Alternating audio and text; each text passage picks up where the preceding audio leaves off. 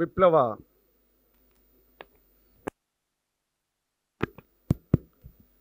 సాంస్కృతిక ఉద్యమాల పుట్టినిల్లు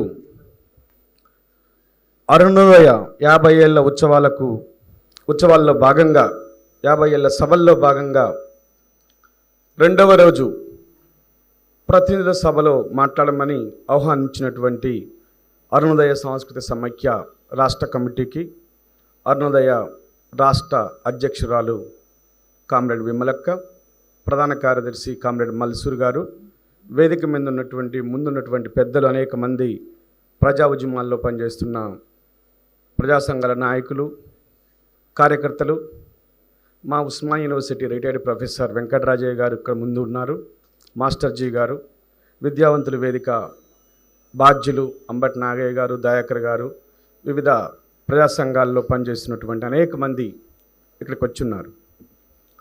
ఉస్మానియా యూనివర్సిటీలో ఆచార్యుడిగా పనిచేస్తున్న నేను ఈ ఉద్యమంతో, ఈ ప్రగతిశీల విద్యార్థి ఉద్యమంతో ఒక 30 ఏళ్ల అనుబంధంతో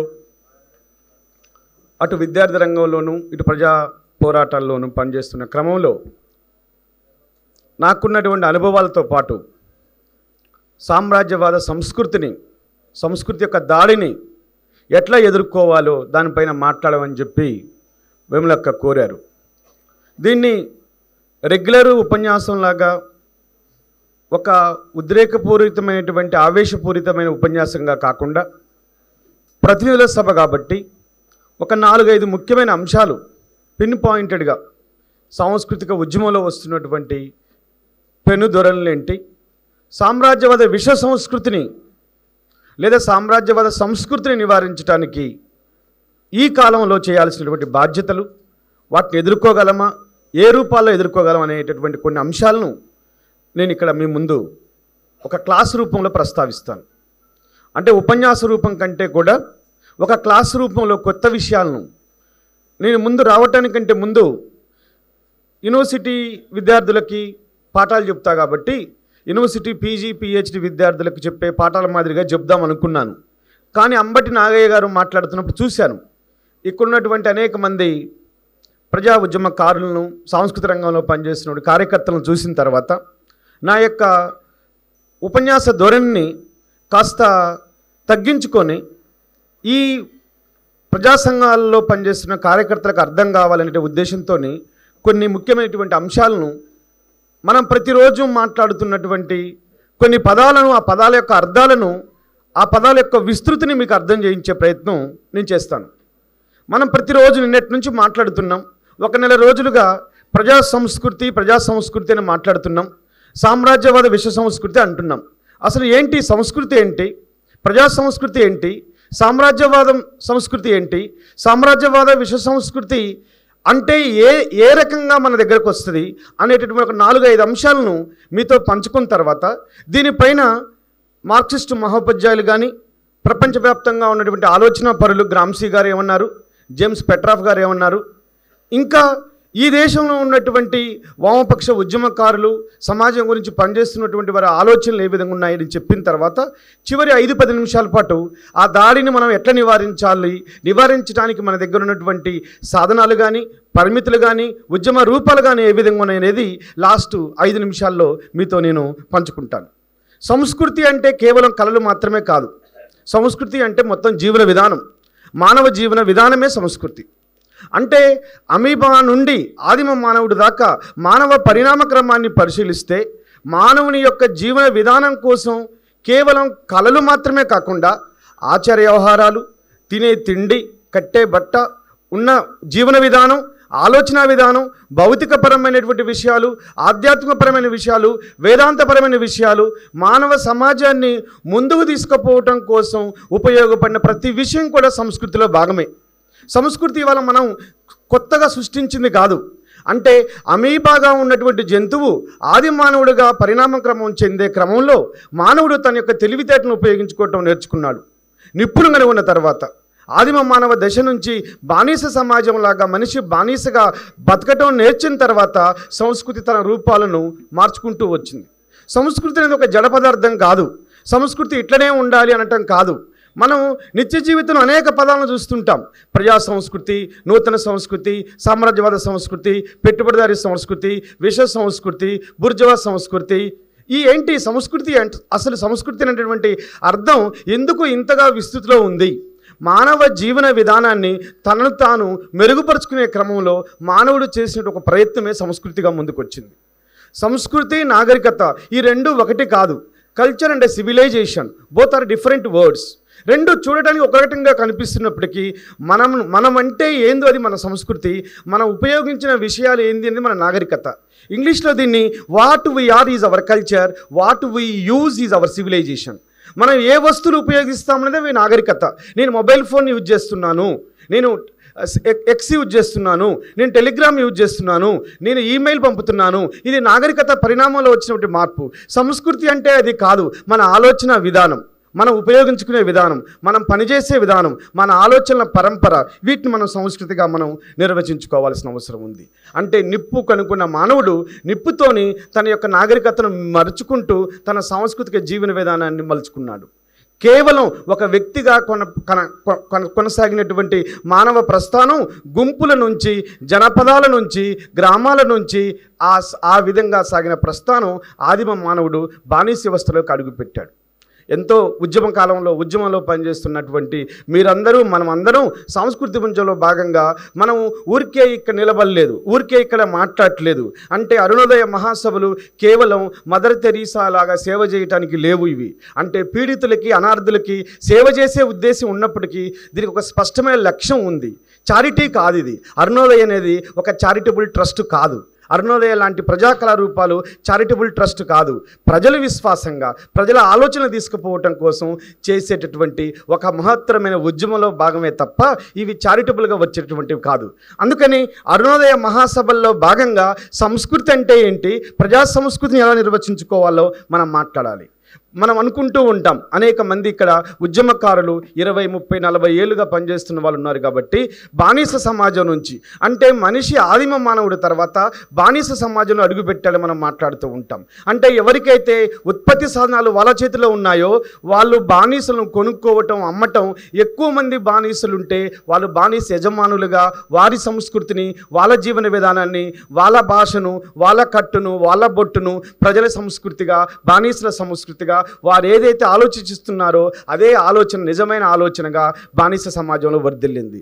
ఎప్పుడైతే సమాజం బానిస సమాజం నుంచి వ్యవసాయ సమాజంగా పరిణామం చెందిందో, ఫ్యూడల్ సమాజంగా పరిణామం చెందిందో, ఫ్యూడల్ సమాజంలో భూస్వాములు, కర్షకులు ఉన్నారు. ఆ భూస్వాములు, కర్షకులు ఉన్నప్పుడు అక్కడున్న సంస్కృతి ఏంటంటే భూస్వామ్య సంస్కృతి ప్రజా సంస్కృతిగా వర్ధిల్లింది.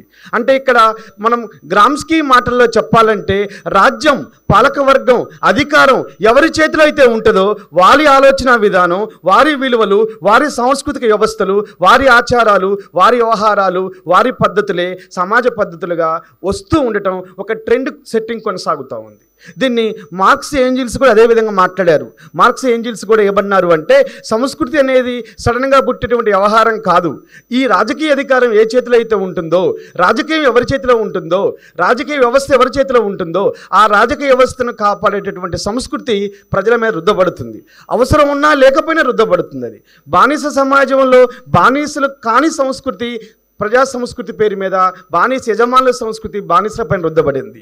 ఏంటి బానిసల సంస్కృతి అంటే అందంగా అలంకరించుకోవటం బానిస యజమానుల సంస్కృతి, పల్లకీలు మోయటం బానిస సంస్కృతి. బానిసలు పల్లకీలు మోసేవారు, ఓహో ఓయిలస్సో అని పల్లకీలు మోసేవారు. ఎందుకు మోసేవారు పల్లకీలు అంటే వాళ్ళ శ్రమను మరిచిపోవటం కోసం వాళ్ళు పాటలు పాడేవారు, వాళ్ళు ఆర్థిక అవసరాల కోసం పల్లకి మోసేవారు.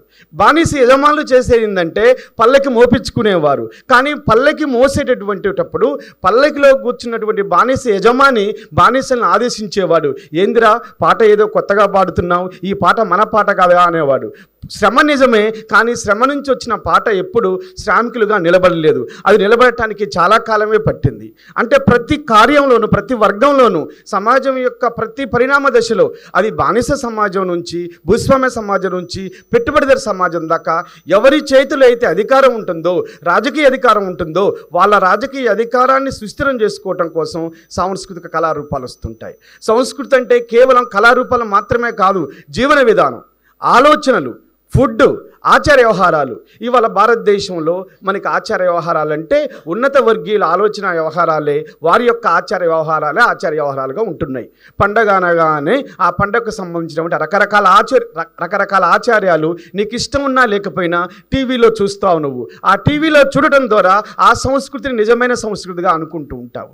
అంటే ఇక్కడ నేను చెప్పదలసిన అంశం ఏంటంటే, ఎప్పుడైనా సరే అది బానిస సమాజం నుంచి పెట్టుబడిదారు సమాజం దాకా ఉత్పత్తి శక్తులు ఏవైతే ఉన్నాయో, ఉత్పత్తి శక్తులు వారి యొక్క సంస్కృతిని, ప్రజా సంస్కృతిని ప్రచారం చేసుకునే హక్కు ఉండదు. ఎవరికైతే అధికారం ఉంటుందో అధికారం ఉన్నటువంటి అధికార వర్గాలు మాత్రమే ఉంటుంది. ఆనాడు మాంసం తినేవాడు, ఆదిమ మానవుడు మాంసాన్ని కాల్చుకొని తినేవాడు. కాల్చుకోవడం కూడా తెలియదు, పచ్చి మాంసమే తినేవాడు. ఒక రోజున అనుకోకుండా ఒక రాయి మరొక రాయి మీద పడ్డప్పుడు ఆ రాయిల నుంచి వచ్చినటువంటి వెలుగు, ఆ నిప్పు, అక్కడ చనిపోయినటువంటి పొదలు కాలిపోయి ఆ పొదల్లో జంతువులు కాలిపోయి ఉన్నాయి. ఆ కాలిపోయిన జంతువులు తిన్నప్పుడు మామూలుగా ఉన్న పచ్చి మాంసం కంటే ఉడకబెట్టిన మాంసం ఒకటి ఇక్కడ రుచికరంగా ఉందని మనిషి తెలుసుకోగలిగాడు. కాబట్టి ఒక కొత్త ఆలోచన వచ్చింది. అంటే నిప్పు కనుగోవటం, నిప్పు తర్వాత వ్యవసాయం కనుగోవటం, పంటలు చేయటం, సేద్యం చేయటం ఒక పరిణామం. అంటే సంస్కృతి, నాగరికత వివిధ కాలాల్లో ప్రతి క్షణం కలిసిపోతూనే ఉంటాయి.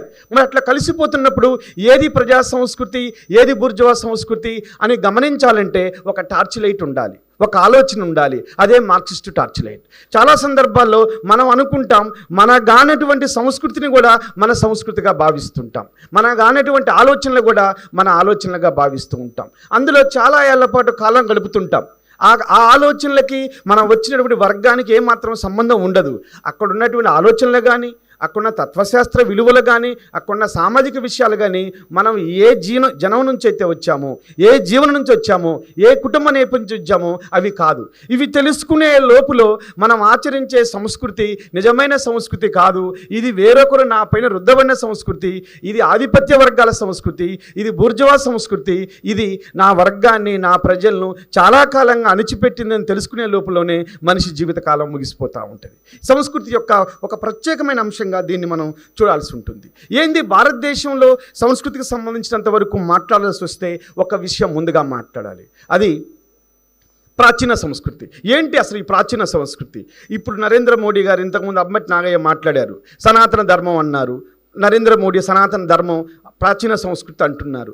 మనం ప్రాచీన సంస్కృతి అంటే ఏందో తెలియకుండా, ప్రాచీన సంస్కృతి ఏ విధంగా చేసిందో తెలియకుండా మనం కూడా ప్రాచీన సంస్కృతి, సనాతన ధర్మం మంచివేమో అనే భ్రమంలోకి పోతుంటాం. ప్రాచీన సంస్కృతి ఏంది అంటే ఋగ్వేదంలో 10వ మండలంలో పరుష సూక్తంలో చాతుర్వర్ణ వ్యవస్థ ఒకటి క్రియేట్ చేయబడ్డది. ఆనాడు ఉన్నటువంటి ఋగ్వేద కాలపు సాహిత్యం శృతి సాహిత్యం, స్మృతి సాహిత్యం. అంటే to be uttered, not to be uttered, ఉచ్చరించదగినది, ఉచ్చరించలేనిది అని రెండు బ్రాడ్గా ఉన్నాయి అన్నమాట. అది కూడా ఆర్యుల సంస్కృతి, మళ్ళీ అనార్యుల సంస్కృతి కాదు. అంటే భారతదేశానికి వలస వచ్చినటువంటి రాముణ్ణి ప్రార్థిస్తున్నటువంటి, రాముని దేవునిగా కొలుస్తున్నటువంటి ఆర్యవర్గాలు ఏవైతే ఉన్నాయో ఆ ఆర్యులు తీసుకొచ్చినటువంటి సంస్కృతే ఋగ్వేదంలో కనిపిస్తూ ఉంది. మరి ఋగ్వేదము, యజుర్వేదము, సామవేదము, అధర్వవేదము, ఈ 4 వేదాలు, వేదాంగాలు, ఉపవేదాలు, అరణ్యకాలు, ఉపనిషత్తులు ఇవన్నీ ఎవరు రాశారు? Writer not known. రచయిత ఎవరు? రచయిత లేడు. ఒకవేళ గట్టిగా ఆర్గ్యూ చేస్తే వీటిని దేవుడు రాశాడు, భగవంతుడు రాశాడు అంటాడు. మహాభారతాన్ని ఎవరు రాశారంటే వాల్మీకి రాశాడు. వాల్మీకి ఏమైనా చరిత్రకారుడా? వాల్మీకి యొక్క తేదీ చెప్పండి అంటే మళ్ళీ దాని గురించి ఇంకొకటి చెప్తారు. రామాయణం అంటారు. రామాయణం జరిగిన కాలానికి మహాభారతం జరిగిన కాలానికి పొంతనే లేదు, డేటింగ్ తేడా వస్తుంది. ఇదేంది డేటింగ్ తేడా వస్తుంది? ఆర్కియాలజీ ఒకటి చెప్తుంది, మీరు ఒకటి చెప్తున్నారు అంటే విశ్వాసాలే ముఖ్యము, చరిత్రకారులు ఎట్లనే చెప్తారంటారు. అందుకనే ప్రాచీన సంస్కృతి, సనాతన ధర్మం అర్థం చేసుకోవాలంటే ఋగ్వేద కాలం నాటి ఉన్నటువంటి ప్రజల సంస్కృతిని అర్థం చేసుకోవాలి. ఋగ్వేద కాలం నాటి ప్రజల సంస్కృతి ఏంది నిజమైన సంస్కృతి అంటే అక్కడ కూడా 2 సంస్కృతులు ఉన్నాయి. ఒకటి చాతుర్వర్ణ వ్యవస్థను నమ్మినటువంటి సంస్కృతి. బ్రాహ్మణుడి యొక్క బుర్ర నుంచి, మెదడు నుంచి బ్రహ్మ యొక్క బుర్ర నుంచి బ్రాహ్మణుడు పుట్టాడు. ఈ షోల్డర్స్ నుంచి క్షత్రియులు నోన్ ఫర్ మైటీ, యుద్ధానికి పుట్టారు. టైస్ తొడల నుంచి వైశ్యుడు పుట్టారు. కాళ్ళ నుంచి శూద్రుడు, శూద్రుల్లో మళ్ళీ అత్యంత శూద్రులు, అతి శూద్రులు, ఈ దళితులు పుట్టారు. ఈ 4 వర్గాల కంటి కూడా ఆ 4 వర్గాల పేరులో లేనటువంటి వర్గాలు ఏవైతే అవి దళిత వర్గాలు, the down thread, the most down thread అనే వర్గం అనమాట. మరి ఇక్కడ ప్రజా సంస్కృతి, ఋగ్వేద కాలపు సంస్కృతి అంటే పై 3 వర్గాల సంస్కృతే ప్రజల సంస్కృతిగా చలామణైంది. పై 3 వర్గాల సంస్కృతి ఏంటి? బ్రాహ్మణ సంస్కృతి, క్షత్రియ సంస్కృతి, వైశ్య సంస్కృతి. శూద్రులకి సంస్కృతి అంటూ ఉండకూడదు. అసలు శూద్రుల సంస్కృతి అనేది సంస్కృతిగా నిర్వచించబడలేదు. ఎందుకు నిర్వచించబడలేదు అంటే శూద్రుల సంస్కృతికి మౌఖిక రూపమే కానీ రాతపూర్వక లేదు. రాయబడ్డ సంస్కృతి అంతా, రాయబడ్డ నాగరికత అంతా, రాయబడ్డ నాగరికత జీవన విధానం అంతా కూడా పై 3 వర్గాలదే, ఉపనయనం చేయగలిగే వర్గాలదే. వాళ్ళని ద్విజులు అంటారు. వాళ్ళంతా ద్విజులు, మనం ఏకజులు అంటే కింద స్థాయి వర్గాలు, మార్జినలైజ్డ్ సెక్షన్స్. ఈ శూద్ర వర్గాలు ఏవైతే ఉన్నాయో ఏకజులు, ఒకే జన్మ ఉంది, రెండో పుట్టక లేదు, ఉపనయనం లేదు. ఉపనయనం అంటే మొలతాడు కట్టడం, ఫంక్షన్ చేయటం, ఇవన్నీ 3 వర్గాలకే ఉండేవి. శూద్రులకి అవకాశం లేదు. కాబట్టి శూద్రుల సంస్కృతి ఎక్కడ రచించబడలేదు ఈ భారతదేశంలో. అసలు శూద్రులు అనే వాళ్ళు మనుషులే కానప్పుడు, నాలెడ్జే లేనప్పుడు, విజ్ఞానానికే అవకాశం లేనప్పుడు వేదాలు వినలేవలేదు. సంస్కృతి ఏందో తెలుసుకుందామంటే వినే అవకాశం కల్పించలేదు వేదాలు. లేదు, వింటేనేమో చెవుల్లో సీసం పోశారు, చదువుదామంటే నాలుక కోశారు. కాబట్టి సంస్కృతి గురించి చదివే అవకాశం కానీ వినే అవకాశం కానీ శూద్ర వర్గాలకు ఋగ్వేద కాలం నుంచి మొన్నటి వరకు కూడా, క్రీస్తు శకం 1000 సంవత్సరం వరకు కూడా లేదు. పోనీ చరిత్రలన్నా చూసి తెలుసుకుందామంటే భారతదేశ చరిత్రను గురించి రాస్తున్న పుస్తకం ఒక్కటి కూడా సమగ్రంగా లేదు. ఎందుకంటే చరిత్ర ఎప్పుడు ఆధిపత్య వర్గాల చరిత్రగానే ఉంది తప్ప, చరిత్రలో ఎవరైతే పాలన చేశారో, పాలక వర్గాలుగా ఉన్నారో, పాలక వర్గాల లేదా ప్రభు వర్గాలకి సేవ చేశారో వాళ్ళే చరిత్రకారులు ఉన్నారు. కాబట్టి ప్రజా సంస్కృతి గురించి తెలుసుకోవటానికి భారతదేశం లేదు.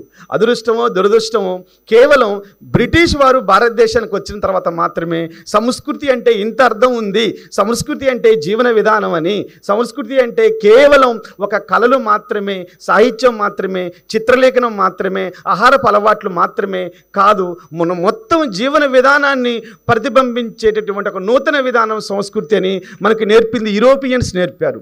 భారతదేశంలో ఎవరూ నేర్పల. భారతదేశంలో బ్రాహ్మణ పండితులకి ఎంతకాలం విజ్ఞానాన్ని తాళపత్ర గ్రంథాల్లో దాచిపెడదామని అనుకున్నారు తప్ప విజ్ఞానాన్ని పుస్తక రూపంలో వేద్దామని ఏనాడు వాళ్ళకి ఆలోచన రాలా.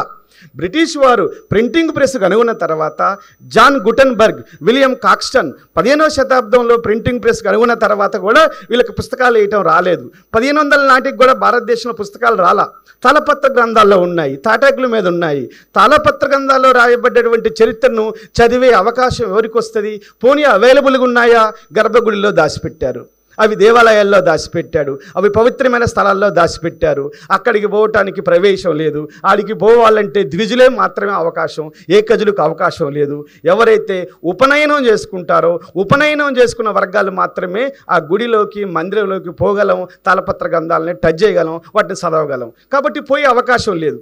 పోనీ పుస్తకం ఏమైనా రాశారా చరిత్ర చదువుదామని అక్కడో ఇక్కడో, లేదా క్రీస్తుపూర్వం 6వ శతాబ్దంలో బుద్ధులు, జైనులు, లోకాయుతులు, చార్వాకులు ఇచ్చినటువంటి భౌతికవాద ఫిలాసఫీని ఆధారం చేసుకొని ఇన్స్పైర్ పొందిన వర్గాలు ఏమైనా చదువుదామని ప్రయత్నం చేస్తే లేదు, చరిత్ర లేదు.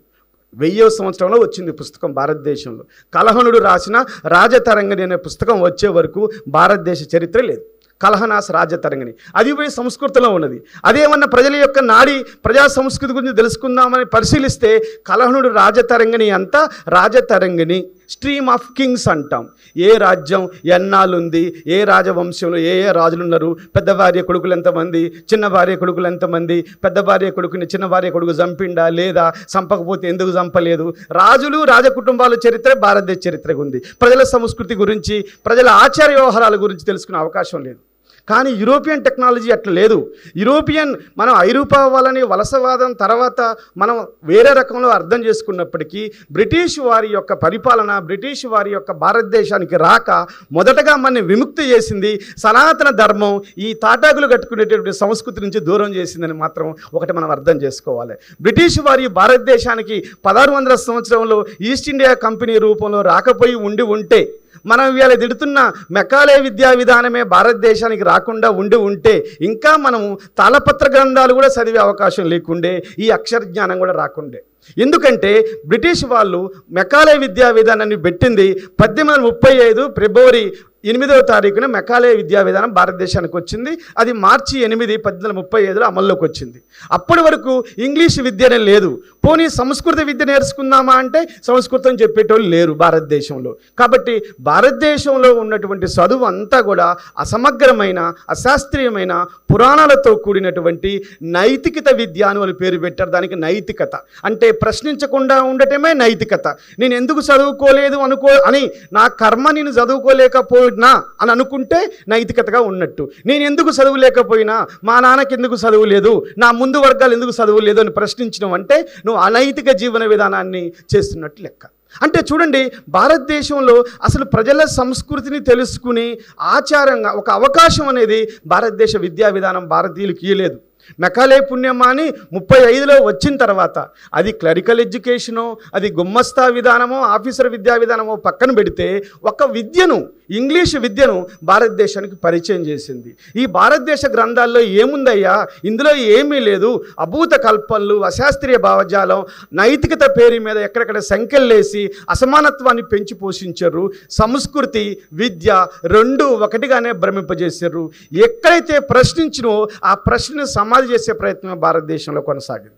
అందుకనే ఆచారాలు, సనాతన ఆచారాలు, సనాతన సాంప్రదాయాల్ని బ్రేక్ చేయటం ఎంత కాదనుకున్నా 1835 ఇంగ్లీష్ విద్య ద్వారా మాత్రమే కొనసాగింది.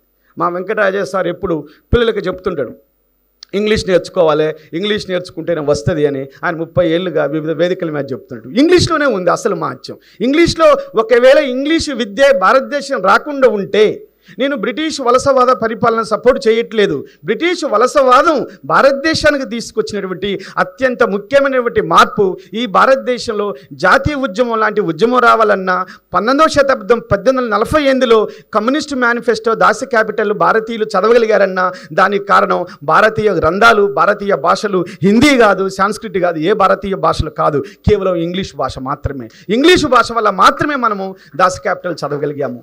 అదే ఒకవేళ ఇంగ్లీషు భాష కాదు, భారతీయ భాషలే ప్రామాణికమైన భాష నమ్మి ఉంటే పూలే హంటర్ కమిషన్ నివేదించేవాడు కాదు, పూలే గులాంగిరి గ్రంథం రాసేవాడు కాదు.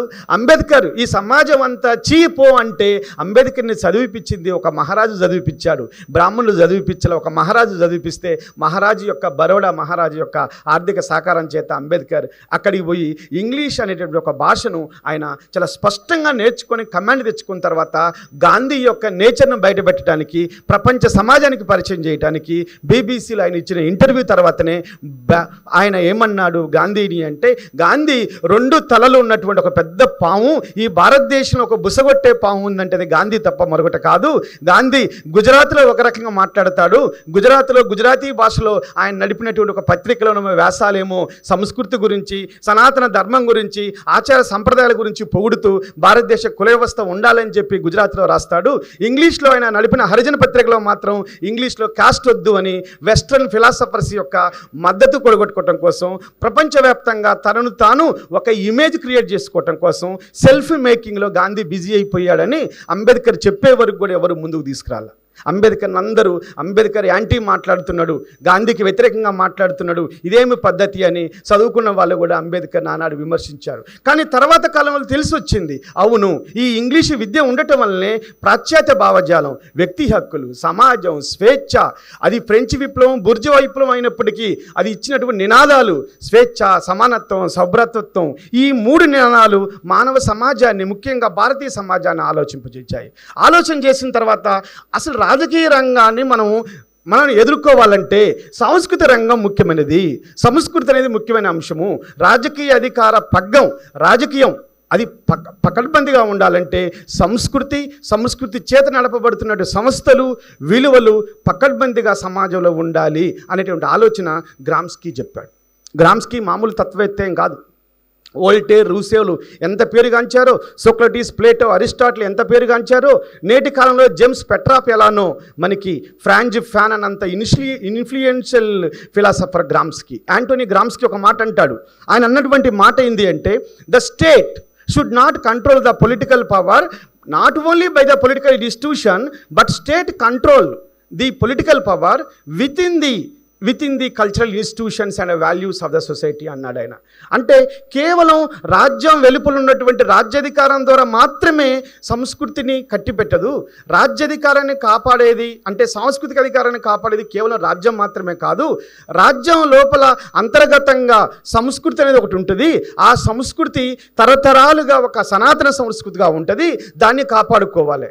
దాన్ని మార్పు చేయడానికి పోరాటం అవసరం. మనవన్నీ ఉన్నదాన్ని బద్దలగొట్టే పోరాటం, కానీ ఉన్నదాన్ని పోరాటం చేయకుండా ఉంటే నువ్వేం చేయొద్దు.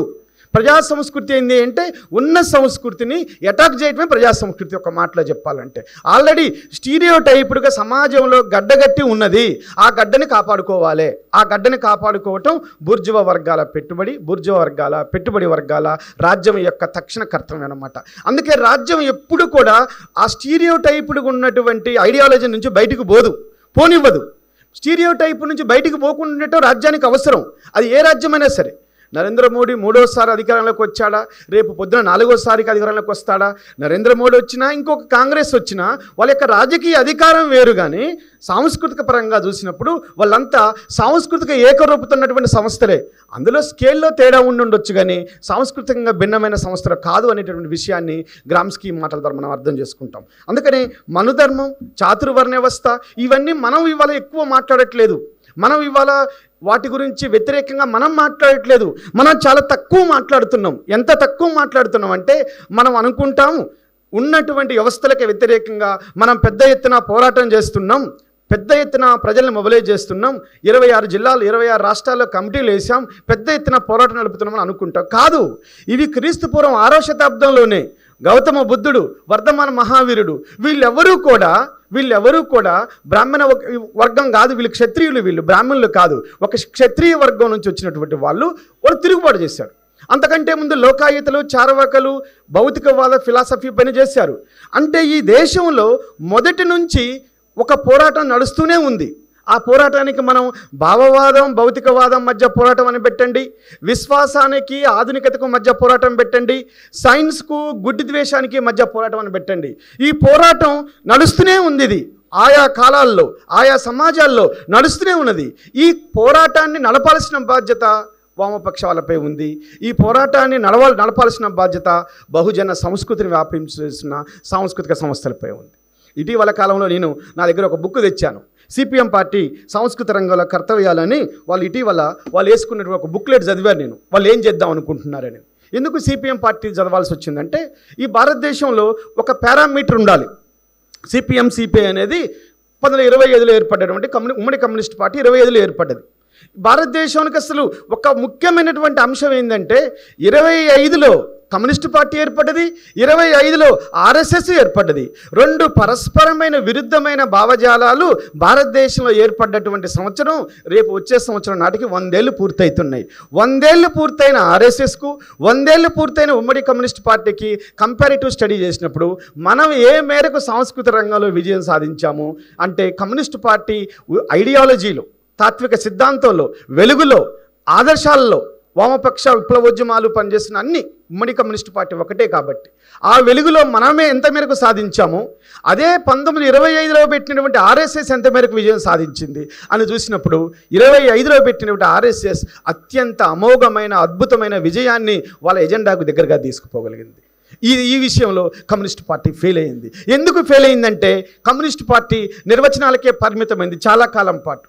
84 వరకు కమ్యూనిస్ట్ పార్టీకి అసలు సంస్కృతి అనేది, కులం అనేది ఒక ఉపరితల అంశమా, అది పునాది అంశమా అని చర్చకే చేయలేకపోయారు కమ్యూనిస్ట్ పార్టీ. ఇది చాలా ఒక మూసవాద ధోరణి నుంచి రావటానికి గ్లోబలైజేషన్ తర్వాత, అంటే కులం అనేది రెక్కలు విప్పిన తర్వాత కులం ఉపరితల అంశం కాదు, ఇది కూడా ఆర్థిక అంశం కంటే ప్రధానమైనది, ఇది ఒక పునాది అంశం అని కమ్యూనిస్ట్ పార్టీ గుర్తించడానికి ఈ దేశంలో సుమారుగా 60 ఏళ్ళు పెట్టింది.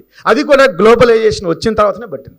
ఒకవేళ గ్లోబలైజేషన్ రాకుండా ఉంటే దీని వెలుగులు ఇంకొక 50 కాలం కొనసాగాయి, గమనించలేకపోయేది. అందుకనే కులం అనేటటువంటి ఒక ప్రధాన అంశం భారతదేశ సంస్కృతిలో ఉన్నది. భారతదేశానికి సంబంధించినంత వరకు ఉన్నత వర్గం, ఉన్నత కులం చాలా దగ్గర సంబంధాన్ని కలిగి ఉన్నాయి అనేది చాలా స్పష్టమైన అంశం. మనం అవునన్నా కాదన్నా ఒక గ్రామాన్ని యూనిట్గా తీసుకుంటే గ్రామంలో ఉన్నటువంటి భూమి ఒక 300 ఎకరాల భూమి ఉందనుకుందాం. ఒక గ్రామంలో ప్రతి గ్రామానికి ఒక 160, 170 నుంచి ఒక 300 ఎకరాల భూమి వరకు ప్రతి గ్రామానికి ఉంటుంది సాధారణంగా. ఆ 300 ఎకరాల గ్రామం భూమి ఒక 30 కుటుంబాల చేతుల్లోనే కేంద్రీకృతమై ఉంటుంది. అంతకంటే తక్కువ కూడా, మహా అంటే 30 కూడా ఉండదు. ఇప్పుడు కుటుంబ వ్యవస్థ విచ్ఛిన్నమై ఉమ్మడి కుటుంబాల నుంచి జాయింట్ ఫ్యామిలీస్ పోయి న్యూక్లియర్ ఫ్యామిలీస్ వచ్చాయి కాబట్టి 30 కావచ్చు. గతంలో ఒక 10-20 ఏళ్ల కింద చూసుకుంటే, లేదా ఇందిరాగాంధీ ఈ భూ నియంత్రణ చట్టం ఏదైతే ఉందో, భూ పంపిణీ చట్టం తీసుకురాకముందు తీసుకుంటే 300 ఎకరాల భూమి 3 లేదా 4 కుటుంబాల చేతుల్లో కేంద్రీకృతమయ్యే ఉన్నది. ఆ 3 లేదా 4 కుటుంబాలు ఎవరై ఉంటారు అంటే ఆ గ్రామంలో ఉన్నటువంటి ఆధిపత్య వర్గాలే ఉంటాయి. అందులో సవాలు ఏమీ లేదు. ఉన్నటువంటి 300 ఎకరాల్లో 220 ఎకరాలు భూస్వాముల చేతుల్లో. ఆ భూస్వాములు కూడా మన అవునన్నా కాదన్నా ఉన్నత వర్గాలకు సంబంధించిన భూస్వాములు అయి ఉంటారు. మిగతా 80 ఎకరాల భూమి మిగతా ఉన్నటువంటి ఆ 500 కుటుంబాల్లో 3 కుటుంబాలు పోతే 497 కుటుంబాల చేతుల్లో మిగతా 80 ఎకరాల భూమి. అరెకరం, పావు ఎకరం, ఎకరంన్నర, 3 ఎకరాలు, లేదా నిజాం కాలంలో పనిచేస్తుంటే పెద్ద కాలం 8 ఎకరాలు, 9 ఎకరాలు, మ్యాక్సిమం అంటే 10 ఎకరాలు. దళితులకు కానీ బీసీలకు కానీ భూములు అతి తక్కువగా ఉన్నాయి. బీసీలలో 1-2 అభివృద్ధి చెందిన కులాలు, పోలీసు పట్టేడిగిరికి దగ్గరగా ఉన్న కులాలు, లేదా పోలీసు వాళ్లకు లేదా నిజాం వాళ్లకు ఆనాడు చద్దులు మోసి తెలంగాణ సాయుధ పోరాట కాలంలో ప్రజల పక్షం కాకుండా ప్రభుపక్షం నిలిచినటువంటి కులాలు ఏమన్నా, వర్గాలు ఏమన్నా, వ్యక్తులు ఏమన్నా ఉంటే వాళ్ళకి 10 కంటే 20 ఎకరాలు, 30 ఎకరాలు ఉండొచ్చు బీసీలలో, ఒక 4-5 కులాలు. కానీ దళితుల్లో మాత్రం భూమి అనేది లేదు. అందుకని అంబేద్కర్ మొదటి నుంచి ఇది ఆర్గ్యుమెంట్ పెట్టుకున్నాడు. భూమి అనేది కేవలం భూమిగానే కాదు, భూమి ఒక ఆత్మరక్షణ, భూమి ఒక అవకాశం. భూమి ఉన్నప్పుడు ఉత్పత్తి సాధనాలను నీ పరమైనప్పుడు, ఉత్పత్తిలో భాగస్వామ్యం మాత్రమే కాదు, ఉత్పత్తిలో నువ్వు అధికారిగా ఉన్నప్పుడు మనకు ఒక రకమైనటువంటి ఆత్మగౌరవంతో పాటు అధికారం వస్తుంది. అప్పుడు నీ దగ్గర డబ్బులు ఉన్నప్పుడు నువ్వు చెప్పేటటువంటి సంస్కృతి, డబ్బులు లేనప్పుడు నువ్వు చెప్పేటటువంటి సంస్కృతి చాలా తేడా ఉంటుంది. ఒక చిన్న ఉదాహరణ మీకు చెప్తాను. అధికార సంస్కృతి, అధికార వర్గ యొక్క సంస్కృతి మన పైన ఎట్లా రుద్దబడుతుంది అని. ఇది ఒక ఫంక్షన్ హాల్ అనుకుందాం. ఈ ఫంక్షన్ హాల్లో నేను ఫంక్షన్ చేస్తున్నాను. నేను ఒక 50 లక్షలు ఖర్చు పెట్టి ఫంక్షన్ చేస్తున్నాను. నేను మిమ్మల్ని అందరినీ ఇన్వైట్ చేశాను. ఈ 50 లక్షల ఫంక్షన్ పెట్టి వచ్చిన దగ్గర నుంచి నేను మీకు అన్ని డీజేలు పెట్టాను, తాగటానికి తినటానికి అన్ని ఫుడ్ పెట్టాను. మీ ఒక గంట సేపు మిమ్మల్ని మీది కానటువంటి ఒక రకమైనటువంటి ఇల్యూజన్లోకి తీసుకొని పోయి డీజే పెట్టి సౌండ్ చేయమన్నాను. మీకు తెలియకుండానే నీ యొక్క నవనాడులు నాట్యం చేస్తుంటాయి, డీజేలో ఎగురుతూ ఉంటాం, పాటలాడుతూ ఉంటాం. ఆ 2 గంటల పాటు 3 గంటల పాటు మనం మర్చిపోయి, మనం ఎక్కడి నుంచి అయితే వచ్చామో అది మర్చిపోయి మనము ఈ హాల్లో నేను ఇచ్చినటువంటి ఆతిథ్యాన్ని స్వీకరించిన తర్వాత మీరు నా ఆలోచనలు, నా యొక్క విషయాలు, నేను ఏదైతే ప్రొజెక్ట్ చేశానో ఆ ప్రొజెక్షన్లో మీరు మునిగిపోతారనమాట. అంటే సమాజం కూడా అంతే. సమాజంలో కూడా ఎప్పుడైనా సరే ఈ వర్గాల సంస్కృతి, పాలక వర్గాల సంస్కృతిగా చలామణి అవుతుంది.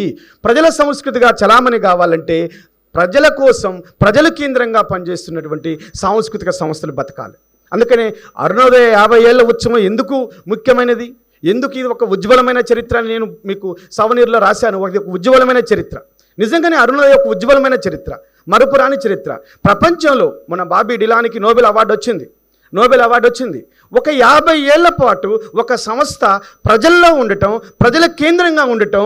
ఆ ప్రజల కేంద్రంలో కూడా ఇక్కడికి వచ్చినటువంటి వాళ్ళు ఎవ్వరూ కూడా దాదాపు ఉన్నత వర్గాల నుంచి వచ్చిన వాళ్ళు కాదు. ఒకవేళ ఉన్నత వర్గం నుంచి వచ్చినప్పటికీ వారి పేరుకి మాత్రమే ఉన్నత వర్గం తప్ప, ఉన్నత కులం తప్ప, వారి ఆలోచనలు అన్నీ కూడా శ్రమకు దగ్గరగా ఉన్నటువంటి వర్గాలు, శ్రమ ఆలోచనలే. అంటే ఎస్సీలో, బీసీలో, ఎస్టీలో లేదా ఫార్వర్డ్ కమ్యూనిటీస్ నుంచి వచ్చి ఉంటే వాళ్ళు కూడా ప్రజలకు కేంద్రంగా పనిచేసేటువంటి వాళ్ళే అరుణోదయ లాంటి సంస్థల్లో సభ్యులుగా ఉంటారు ఖచ్చితంగా. అందుకనే ఇక్కడ వర్గాల సంస్కృతి గురించి మాట్లాడినప్పుడు ప్రజా సంస్కృతిని ముందు మనం యాక్సెప్ట్ చేయాలి. మనం యాక్సెప్ట్ చేయకుండా ప్రజా సంస్కృతిని రక్షిద్దాము, సాంస్కృతిక సామ్రాజ్యవాద దాన్ని వ్యతిరేకిద్దామంటే కుదరదు. అసలు ప్రజా సంస్కృతి అంటే ఏంది? ఇది నా సంస్కృతి, అసలు నీ సంస్కృతిని నువ్వు పాటించట్లేదు, ఇది ప్రజలకు చెప్పాలి. ఇక్కడ ఉన్న ఉద్యమకారులు, ఈ హాల్లో ఒక 400-500 మంది ఉద్యమకారులు ఉన్నారనుకుందాం. 400-500 కుటుంబాలు ఇక్కడ ఉన్నాయి, చెప్పాలి. కానీ మనం చెప్తే మన కుటుంబాలే వింటాయా? ఏం చెప్పాలి? నువ్వు రేపు పొద్దున దసరా పండగకు ప్రజా సంగతి ప్రజా సంస్కృతిని నువ్వు మంట కలుపుతున్నావు, నువ్వే కలుపుతున్నావు. ఏం కలుపుతున్నావు? నువ్వు రావణాసురుడిని తగలబెడుతున్నావు. రావణాసురుడిని తగలబెడుతున్నావు అంటే ఏం తగలబెడుతున్నావు? మీ ముత్తాత ఫోటోని తీసుకుపోయి నువ్వు కొత్త బట్టలు వేసుకొని మీ ముత్తాత ఫోటోని కాల్చినోని సంవత్సరం కాలుస్తూ మళ్ళీ ఆనందం వ్యక్తం చేస్తూ మిఠాయిలు పంచుకుంటున్నావు. ఇది ప్రజా సంస్కృతి ఎట్లా అవుతుంది? కాదు. అంటే ప్రజల దుర్మార్గం ఏంటంటే రావణుని కాల్చడం అనేది ఉన్నత వర్గాలు ఉన్న వాడల్లో కంటే దళిత వాడల్లో, బీసీ వాడల్లో, ఈ మధ్యకాలంలో ఎక్కువ బీసీ వాడల్లో కూడా రావణుని కాల్చుతాం. రావణుని ఎందుకు కాల్చాలి? రావణుడు ఎవరు? ఈ దేశంలో రావణుడు ఎవరు? అందమైన వాడు, తెలివైన వాడు, లోకజ్ఞానం ఉన్నవాడు, అమోఘమైనటువంటి వాడు. అట్లాంటి రావణుని ఎదుర్కోలేకనే రాముడు దొంగచాటుగా దెబ్బకొట్టాడు. అంటే నీ చరిత్ర నీకు తెలియకుండా నీ చరిత్రని వక్రీకరించి రాముణ్ణి దేవుడుగా, రావణుని సూర్యుడుగా, రావణ అసురుడు. అసురుడు అంటే రాక్షసుడు. రాముడేమో దేవుడు, రావణుడేమో అసురుడు, రాక్షసుడు అయిపోయింది. రాక్షసుడు 10 తలకాయలు ఉన్నాయి. 10 తలకాయలు కాదని 10 రకాల విషయాల పట్ల అమోఘమైన జ్ఞానం ఉన్నటువంటి వాడు. గ్లోరిఫై చేశారు. విపరీతమైన జ్ఞానం ఉన్నవాడు. ఒక జ్ఞానం కాదు, రావణుడికి ఉన్నటువంటి జ్ఞానం, రావణుడికి ఉన్నటువంటి నీతి, రావణుడికి ఉన్నటువంటి సంస్కారంలో రాముడికి ఏమాత్రం సంస్కారం లేదని నేను చెప్పను, కానీ రావణుడి సంస్కారం ఏమాత్రం తగ్గదు. ఎందుకంటే చిన్న కథ మీ అందరికీ తెలుసు. రాముడు యొక్క తమ్ముడు లక్ష్మణుణ్ణి శూర్పణఖ లవ్ చేసింది. తెలుసు మనకందరికీ స్టోరీ. శూర్పణఖ లవ్ చేసి పోయి లక్ష్మణ ఐ లవ్ యూ అని చెప్పింది. లవ్ చేసిన ఒక స్త్రీ చెప్పింది, నువ్వు లవ్ చేస్తే లవ్ చేసినా అని చెప్పు, లవ్ చేయకపోతే ఐ హేట్ యూ అని చెప్పు, ఏదో ఒకటి చెప్పాలి. కానీ నువ్వు నన్ను లవ్ చేస్తావా? చెయ్యి పట్టుకొని చెయ్యి ఇలిసి ముక్కు కోసి చేతిలో పెట్టి అవమానించినవు, పరాయి స్త్రీ యొక్క చేతిని పట్టుకున్నావు. నువ్వు నీది సంస్కారమా? రావణుడు సీతను పట్టకపోయే సమయంలో కనీసం చీతని శరీరంతో కాదు కదా, కొన వేలితో కూడా తాకకుండా భూమికి భూమి తీసుకుపోయి లంకలో మహారాణి లెక్క చూసుకున్నాడు. ఎవరిది నీతివంతమైన జీవితం? ఎవరి నీతివంతమైన జీవితం? ఇలాంటి క్వశ్చన్స్ వేయటమే ప్రజా సంస్కృతి. ప్రజా సంస్కృతి మీద క్వశ్చన్స్ వేస్తున్నప్పుడు, ప్రజా సంస్కృతిని నువ్వు ప్రతిబింబిస్తున్నప్పుడు, ప్రజా సంస్కృతిని అరుస్తున్నప్పుడు, ప్రజా సంస్కృతిని మాట్లాడుతున్నప్పుడు ఖచ్చితంగా కాలం అంతా నీ వైపు చేయి పెట్టి చూస్తుంది. నువ్వు సమాజంలో ఉన్న వాస్తవాలను విశ్లేషించాల్సి వచ్చినప్పుడు, రావణాసురుడి యొక్క చరిత్రను ప్రజా సంస్కృతిగా నువ్వు చిత్రీకరించాల్సి వచ్చినప్పుడు, రావణాసురుడు జాంబవంతుడు ఈ దేశం యొక్క మూల పురుషులను చెప్పదలిచినప్పుడు పురాణాలు రకరకాల పురాణాలు ఉన్నాయి. భారతదేశంలో దరిద్రం ఏంటంటే పురాణం ఊరికి మారుతుంటుంది. దాన్ని స్థల పురాణం అంటాం. స్థలాన్ని బట్టి ఒక పురాణం వస్తుంది. ప్రాంతీయ పురాణం, స్థల పురాణం, నీతివంతమైన పురాణం, రకరకాల పురాణాలు ఎప్పుడు ఏం చేస్తాయంటే నువ్వు తిరగబడితేనేమో నీకు అనుకూలంగా పురాణం క్రియేట్ అవుతుంది, నువ్వు అదిమి పెట్టి ఉంటేనేమో పురాణం ఎస్టాబ్లిష్ అయిపోతుంది అన్నమాట. అందుకనే పురాణాలలో దళిత పేద కులాలను, కింద స్థాయి వర్గాలను కీర్తిస్తున్న పురాణాలు ఉన్నాయి, కింద స్థాయి వర్గాలను అదిమిపెట్టి ఉండే పురాణాలు ఉన్నాయి. అందుకనే భారతదేశం యొక్క సంస్కృతి మొదటి నుంచి ఎట్లా ఉందంటే అణచివేసే సంస్కృతి. నేను ఇంతకుముందే చెప్పాను కదా, సంస్కృతి డెవలప్ కావాలంటే విద్య డెవలప్ కావాలి, విద్యా విధానం డెవలప్ కావాలి. ఎక్కడ ఉంది నాగరికత? ఎక్కడ డెవలప్ అయింది? విద్య ఎక్కడ డెవలప్ అయింది? నాగరికత డెవలప్ కావాలంటే విద్య డెవలప్ కావాలి, విద్య కావాలి. విద్య చదువుకోనియలేదు. నువ్వు క్రీస్తు పూర్వం నుంచి మొదలుకుంటే 1100 సంవత్సరం దాకా నీకు చరిత్ర పుస్తకమే లేదు. పోనీ చరిత్ర పుస్తకాన్ని ఏమైనా నువ్వు పుస్తకంగా మలిచావా? ఆ రాయబడ్డ పుస్తకం భారతదేశంలో తప్పులు తడకలు. మొత్తం భారతదేశ చరిత్రని హిందూ సంస్కృతి, ముస్లిం సంస్కృతి అంటే హిందూ యుగం, ప్రాచీన యుగం హిందూ యుగం, మధ్యయుగాలు ముస్లిం యుగం, ఆధునిక యుగం క్రైస్తవ యుగం, మళ్ళీ మత రంగు పులివారు చరిత్రకి. అంటే చరిత్రను వర్గీకరించేటప్పుడు టెక్నాలజీ బేస్డ్గా చరిత్ర వర్గీకరణ జరగాలి. సాంకేతికత ఆధారంగా, మానవ పరిణామక్రమం ఆధారంగా చరిత్ర జరగల భారతదేశం అలాంటి పరిస్థితి లేదు. అంటే నాగరికత ఆధారంగా, మనిషి ఆలోచనలో వచ్చిన పరిపక్వత ఆధారంగా చరిత్ర వర్గీకరణ జరగాలి. భారతదేశంలో జరగల. మత విశ్వాసాల ఆధారంగా చరిత్ర వర్గీకరణ చేశారు. అంటే ప్రాచీన భారత చరిత్ర అంటే హిందూ చరిత్రను కాలదన్ని ముస్లింలు వచ్చారు, ఢిల్లీ సుల్తాన్లు వచ్చారు, మొఘళ్ళు వచ్చారు, మొఘళ్ళ పరిపాలన అంతమొందిస్తూ బ్రిటిష్ వారు వచ్చారు, బ్రిటిష్ వారు వస్తూ క్రిస్టియానిటీని తీసుకొచ్చారు. అంటే very perception of the history is very unscientific భారతదేశంలో.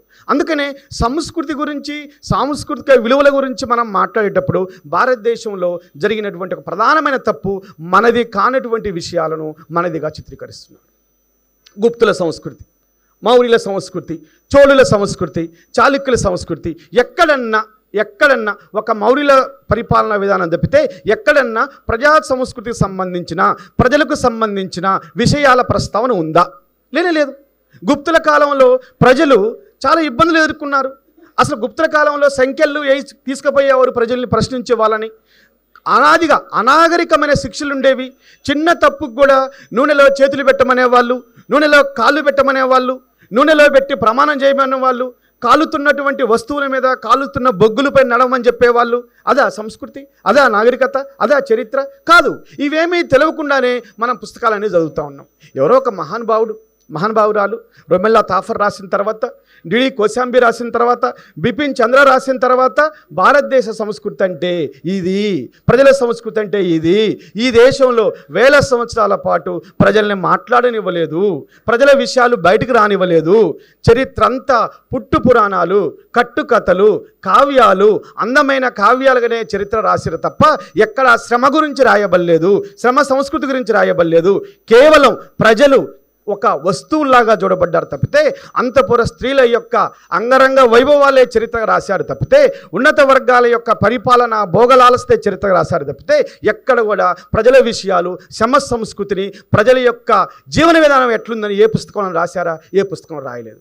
రాయని ఫలితంగా మార్క్సిజం యొక్క గ్రంథం వచ్చిన తర్వాత, దాసి క్యాపిటల్ అనే గ్రంథం వచ్చిన తర్వాత, పోస్ట్ మోడర్నిస్ట్ పర్స్పెక్టివ్ అనే ఐడియాస్ మనకు వచ్చిన తర్వాత, ఆ ఐడియాలజీ వెలుగులో అసలు చరిత్ర అంటే ఏంది, అసలు ప్రజల్ని ఎట్లా కొలవాలి, అసలు సంస్కృతి అంటే ఏంది, సంస్కృతికి ఉన్న పారామీటర్స్ ఏంది, ఆ పారామీటర్స్లో ప్రజల సంస్కృతి ఏంది అంటే, ప్రజల సంస్కృతి అంటే భారతదేశానికి సంబంధించినంత వరకు ద్రావిడ సంస్కృతే ప్రజల సంస్కృతి. మరి ఏ సంస్కృతి కాదు, ద్రావిడ సంస్కృతే ప్రజల సంస్కృతి. కానీ దురదృష్టవశాత్తు ఆర్య సంస్కృతి అంటే ఉత్తర భారతదేశంలో ఆర్యులు కేంద్రీకృతమైనారు కాబట్టి ఆర్య సంస్కృతి మన సంస్కృతిగా భ్రమిస్తున్నాం. మనం రాసేటటువంటి చేసే పండగలు, మనం పాటించే ఆచార్య వ్యవహారాలు ఇవి కూడా మనవి కాదు. ఇవి మనవి కాదు అని అరుణోదయ లాంటి సంస్థల క్లాసులు విని, విమలక్క లాంటి వాళ్ళు మీటింగులు విని, లేదా సామాజిక ఉద్యమకారుల యొక్క ఉపన్యాసాలు విని మనం పరిపక్వత చెందే లోపలనే జీవితకాలం ముగిసిపోతుంది. 60 ఏళ్ళు వస్తున్నాయి, 70 ఏళ్ళు వస్తున్నాయి, కాలం చేస్తున్నాం. అన్నీ తెలుసుకున్న టైంకి అవయవాలు పనిచేయకుండా మంచంలో పడి మనము కేవలం ఉపన్యాసాలకే పరిమితం అవుతున్నాం. అంటే దీన్ని చెప్పాల్సిన బాధ్యత, చేయాల్సిన బాధ్యత ముఖ్యంగా యువకులపై ఉంది. ఈ హాల్లో ఉన్నటువంటి వాళ్ళు ఎక్కువ మంది యువకులు తక్కువ ఉన్నారు, మధ్య కంటే ఎక్కువ వయసు ఉన్న వాళ్ళు ఎక్కువ ఉన్నారు. అంటే ఈ విషయాలు తెలవాల్సింది యువకులకు తెలవాలి. ఎందుకంటే యువ వయసులోనే, 20 ఏళ్ల వయసులోనే, 25 ఏళ్ల వయసులోనే, 30 ఏళ్ల వయసులోనే ఇలాంటి విషయాలు తెలిసి ఉంటే మాకు యూనివర్సిటీలోకి వస్తే మా వెంకటయ్య సార్ లాంటి వాళ్ళు ఇంకా కొన్ని అద్భుతమైన విషయాలు చెప్తారు, మేము కొన్ని విషయాలు చెప్తుంటాం. దానివల్ల వాడు ఒక 30 ఏళ్ల పాటు తన ప్రొడక్టివిటీని ఈ సమాజం కోసం కేటాయించగలుగుతాడు. కానీ తెలుసుకునే లోపల ఇది నాది కాదు, నాది కానీ ఆట ఆడాను, నాది కానీ పాట పాడాను, నాది కానీ జీవన విధానాన్ని అనుభవించాను, నేను ఎక్కడి నుంచి వచ్చానో దాని కాని దాంట్లో తెలుసుకునే లోపలనే 60 ఏళ్ల వయసు అయిపోతుంది. అంటే ప్రజా సంస్కృతిని చెప్పటంలో సామాజిక సంస్థలు చాలా వెనుకబడేవి అనేది మాత్రం నేను చెప్పగలను. రమేష్, టైం అయిందా? టైం అయితే చెప్పండి, టైం అయింది అనేటివి తెలుసుకోవటంలో ఒక ముఖ్యమైనటువంటి కీలకంగా ఉంది. అంటే ఇవాళ ప్రజా సంస్కృతి ఎందుకు ముందుకు పోతుంది, ఎందుకు ముందుకు పోలేకపోతుంది అని చెప్పడం కోసం ఒక అంశాన్ని ఇక్కడ చెప్తాను. ఇక్కడ ఇది కూడా గ్రామ్స్కీ చెప్పిన మాటనే నేను మళ్ళీ ఉదాహరిస్తున్నాను. నేను ఇవాళ గ్రామ్స్కీ, జేమ్స్ పెట్రాఫ్ గురించి మీకు ఇది కొద్దిగా రాష్ట్ర స్థాయి క్లాసుల్లాగా ఉంటుందని చెప్పి నేను గత వారం రోజులుగా అట్లా ప్రిపేర్ అయ్యాను. తర్వాత ఇక్కడికి వచ్చిన తర్వాత ఎక్కువ మంది ఫైటర్స్ ఉన్నారు. ఇది ఫైటర్స్ బ్యాచ్ అని నాకు అర్థమైంది. థింకర్స్ బ్యాచ్ కంటే ఇది ఫైటర్స్ బ్యాచ్. బ్యానర్ పట్టుకొని విమలక్క పిలిపియాలి, అమరన్న రాయాలి, విమలక్క పాడాలి, మా మల్సూరు యాక్షన్ ప్లాన్ ప్రిపేర్ చేయాలి, రమేష్ ఇంకొకరు మెసేజ్ పెట్టాలి, బయటికి రావాలి. అంటే ఇది ఫైటర్స్ బ్యాచ్ ఇక్కడికి వచ్చిన తర్వాత నాకు అర్థమైంది. థింక్ ట్యాంక్ కంటే ఇది ఫైటర్స్ అర్థమైంది. ఈ ఫైటర్స్కి తగ్గ ఒక ఆలోచన ఏమి ఇవ్వాలంటే యువకుల్ని మనం సమీకరించాలి. యువకులు లేరు. గ్రామ్స్కీ ఏమంటున్నాడంటే, ఇటాలియన్ మార్క్సిస్ట్ గ్రామ్స్కీ ఏమంటున్నాడంటే, మనము ఒక సమాజాన్ని మార్చాలంటే, సామాజిక మార్పు సాధ్యం అనుకుంటే, లేదా ఒక ఆల్టర్నేటివ్ కల్చర్ని మనము తీసుకురావాలనుకుంటే యువకుల వల్ల సాధ్యమవుతుంది. యువకులే అంటే 15 నుంచి 25 లోపల నీకు ఫీడింగ్ పూర్తి కావాలి. 25 ఏళ్ళకి వాడు బాహుబలి లెక్క సమాజంలో వదిలిపెట్టాలి వాడిని.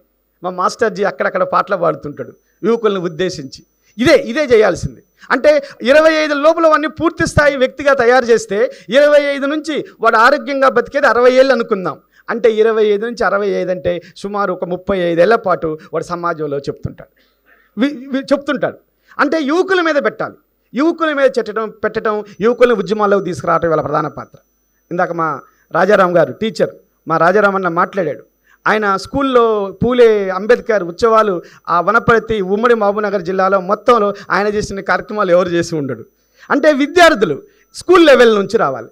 స్కూల్ లెవెల్ నుంచి మనం జంపాల చంద్రశేఖర్ ప్రసాద్ మొదటిసారి నిర్మాణం చేసినప్పుడు యువకులే వచ్చారు. అక్కడికి వచ్చినంతా యువకులే.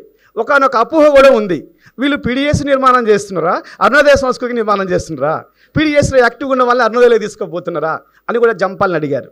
అయితే జంపాల్ అన్నాడు, విద్యార్థి రంగం వేరు, సాంస్కృతిక రంగం వేరు, రెండు వేరు కాదు, రెండు ఒకదానికొకటి కలిసి పనిచేయాల్సిన అవసరం ఉంది. కాబట్టి విద్యార్థులుగా ఉన్నటువంటి వాళ్ళు సాంస్కృతిక రంగంలోకి వస్తారు, సాంస్కృతిక రంగంలో ఉన్నటువంటి వాళ్ళు విద్యార్థులుగా, యువకులుగా కార్మిక రంగంలో, ఉపాధ్యాయ రంగంలో, కర్షక రంగంలో పనిచేస్తూ ఉంటారు. అందుకే మనము ఈ గతంలో కానూరు తాత కాలంలో, కానూరు తాత గారిని నాకు ఒక 20 ఏళ్ళు బాగా దగ్గరగా చూశాను, కొల్లి సత్యనారాయణ గారిని, కానూరు గారిని. సో వాళ్ళు ఏం చెప్పేవాళ్ళంటే ఎప్పుడు స్కూల్స్కి పోయేవాళ్ళు, కళారూపాలు హై స్కూల్లోనే ప్రారంభం కావాలి. అంటే 6వ తరగతిలో ప్రారంభమైతే బాల కళామండళ్ళు అక్కడ ప్రారంభమైతే స్కూల్ నుంచి వాడు కాలేజీకి వచ్చేసరికి వాడికి ఒక వ్యూ డెవలప్ అవుతుంది. అంటే వాడు ప్రొడక్టివ్ టైం అంతా సమాజ మార్పుకి చేయగలుగుతాడు. ఒకవేళ నువ్వు ఎన్కరేజ్ చేయలేదు, వాడిని నువ్వు పట్టుకోలేదు, మన కర్తవ్యాల్లో సాంస్కృతిక రంగం యొక్క సామ్రాజ్యవాద సంస్కృతిని ఎట్లా ఎదుర్కోవాలి అంటే, ఎదుర్కోవటం అంటే యువకుల మీద కేంద్రీకరించడమే. యువకులని గ్రామ స్థాయిలో, హై స్కూల్ స్థాయిలో విద్యార్థులపైన మనము మన యొక్క నేర్చుకున్నటువంటి విషయాన్ని వాళ్ళకి స్థాయికి తగ్గట్టు నేర్పాలి. వాడు కాలేజీ స్థాయికి వచ్చేసరికి, యుక్త వయసుకు వచ్చేసరికి వాడికి సమాజం పట్ల ఒక ఆలోచన వస్తుంది. ఇది అంత చిన్న విషయం అంటే, తండ్రి గట్టిగా ఉన్నాడు, కొడుకుని అసలు పని కూడా పట్టుకోనీయలేదు, తండ్రికి సడన్గా హార్ట్ అటాక్ వచ్చి 50 ఏళ్ళకి చచ్చిపోతాడు, ఆ కుటుంబం పరిస్థితి ఎట్లయితుంది? అదే తండ్రి కొద్దిగా డల్గా ఉండో లేదా కొడుకుకి అన్నీ నేర్పితేనో తండ్రి 40 ఏళ్ళు ఉండగానే కొడుకే అన్నీ మెయింటైన్ చేస్తుంటాడు. ఇది కూడా అలాంటిదే. అంటే సంస్కృతి రంగంలో పనిచేస్తున్న వాళ్ళు ఇద్దరిని ఎంచుకోవాల్సి వచ్చినప్పుడు విద్యార్థిని చిన్నపిల్లోళ్ళే ఈడని మన పక్కన పెద్దోన్ని పెట్టుకోవద్దు, మన పక్కన చిన్నోన్ని పెట్టుకోవాలి, ఎప్పుడు చిన్నపిల్లల్ని పెట్టుకోవాలి. ఈ విషయంలో నేను విమలక్కని మనస్ఫూర్తిగా అభినందిస్తున్నా. చాలా చిన్న పిల్లల్ని తీసుకొని వాళ్ళు చూస్తూనే 5 ఏళ్లలో వాళ్ళు యువకులుగా తయారవుతున్నారు. ఒక 6 ఏళ్లలో వాళ్ళు లెక్చరర్లు అవుతున్నారు, వాళ్ళు ప్రొఫెసర్లు అవుతున్నారు. మా అనిత ఇప్పుడు ప్రొఫెసర్ కూడా అయింది, ఉందో లేదో ఇక్కడ అనిత. మొన్న చూసినప్పుడు అనిత చిన్నపిల్లలాగా అనిపించింది. ఇవాళ వస్తే అనిత ఒక యూనివర్సిటీలో ప్రొఫెసర్ అయింది. ఆమె నిన్న పాట పాడుతుందా, గొంగలు కడుతుందా అని చూసిన నేను. ఆమె చీర కట్టుకొని అనౌన్స్ చేస్తుంది. సరే, టెక్నికల్గా ప్రాబ్లమ్స్ ఉంటాయి కాబట్టి సంఘాల వాళ్ళు ఈమె యాక్టివిస్ట్ చూడండి, ఈమె పాటలు పాడుతుంది అని ఫోటోలు పెడతారేమో అనుకుంది. ఉందా అనిత? అనిత అనిత ఒక ఎగ్జాంపుల్. అంటే ఈ సాంస్కృతిక దాడిని ఎదుర్కోవటం అంటే ఏంది నాకు తెలిసినంతవరకు నేను ఏమనుకుంటున్నానంటే, పల్లెటూరి పిల్లగాడ అనే పాట అప్పుడు స్కూల్స్లో నేర్పేవాళ్ళు. 92, 93, 94లో స్కూల్స్లో నేర్పేవాళ్ళు. స్కూల్స్లో అరుణోదయ, కానూరు తాతగారు ఈ కోలాటం కానీ లేదా బుర్రకథ కానీ లేదా వీధి నాటకాలు కానీ, అమెరికా అదిగో చూడు అమెరికోడు వస్తుండు అనే పాటను చిన్న పిల్లగా 6వ తరగతి పిల్లవాడు పాట్లాడేవాడు. వాడిలో వచ్చిన డెవలప్మెంటు కాలేజీ స్థాయికి, వాడి యూనివర్సిటీ స్థాయికి, వాడి యుక్త వయసుకు వచ్చేసరికి ఒక బలమైనటువంటి కార్యకర్తగా ఉండి తన ఆలోచనలను 10 మందికి చెప్పగలుగుతాడు. మనం క్యాప్చర్ చేయకపోతే ఎవరు క్యాప్చర్ చేస్తారంటే, ఈ సమాజంలో ఉండి 2 వర్గాలు, 2 సంస్థలు, 2 ఐడియాలజీలు, ప్రజా సంస్కృతి, సామ్రాజ్యవాద సంస్కృతి. సామ్రాజ్యవాద సంస్కృతిని బలపరిచే ఎన్ని పాలకవర్గ పార్టీలు, పెట్టుబడిదారులు, వారు ప్రోత్సహిస్తున్న media, print, electronic, social media అన్నీ కూడా వాళ్ళయే దాదాపుగా. ఇవాళ సోషల్ మీడియా వచ్చిన తర్వాత కొద్దిగా బహుజన వర్గ సంస్కృతి కాస్త ప్రపంచానికి ఫేస్బుక్ ద్వారా, సోషల్ మీడియా ద్వారా ఇమ్మీడియట్గా వస్తుంది. మొన్నటి వరకు ఎవరు చెప్పారు? ఎవరు చెప్పలే. అందుకనే ఇవాళ కేంద్రీకరణ అంతా విద్యార్థులపైన, యువకులపైన చేయాలి. ఎందుకు సార్ మీరు ఎట్లా చెప్తున్నారు అంటే, భారతదేశంలో ప్యాసిజం ప్రమాదం గురించి మనం నిన్నటి నుంచి మాట్లాడుతున్నాం. వాళ్ళు ఎక్కడ కాన్సన్ట్రేట్ చేస్తున్నారు? ఆర్ఎస్ఎస్ ఇవాళ 65 శిశు సంఘాలు పెట్టింది. మొత్తం భారతదేశంలో 300కు పైగా అనుబంధ సంఘాలను ఆర్ఎస్ఎస్ నడుపుతుంది. మీరు నమ్ముతారా? 300కు పైగా సంఘాలు ఆర్ఎస్ఎస్ నడుపుతుంది. సోషల్ మీడియాలో 2017లో వాళ్ళ సోషల్ మీడియా ప్లాట్ఫామ్ స్టార్ట్ అయింది. అయ్యాళ్ళ నుంచి ఇవాళ దాకా వాళ్ళ సోషల్ మీడియాలో ఎవ్రీ డే 16,000 మంది పనిచేస్తున్నారు. ఎవ్రీ డే కొత్త వాళ్ళు 16,000 మంది పరిచయం చేస్తున్నారు ఎవ్రీడే. అంటే ఎంత వేగంగా పనిచేస్తుందో చూడండి ఆర్ఎస్ఎస్, ఎంత వేగంగా.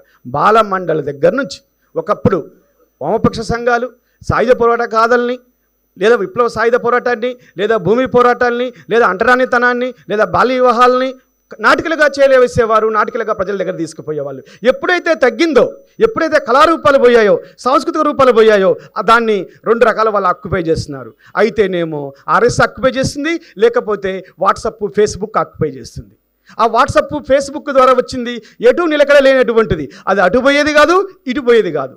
వాట్సప్ తనకంటూ ఒక స్పెషల్ యూనివర్సిటీని క్రియేట్ చేసుకుంది.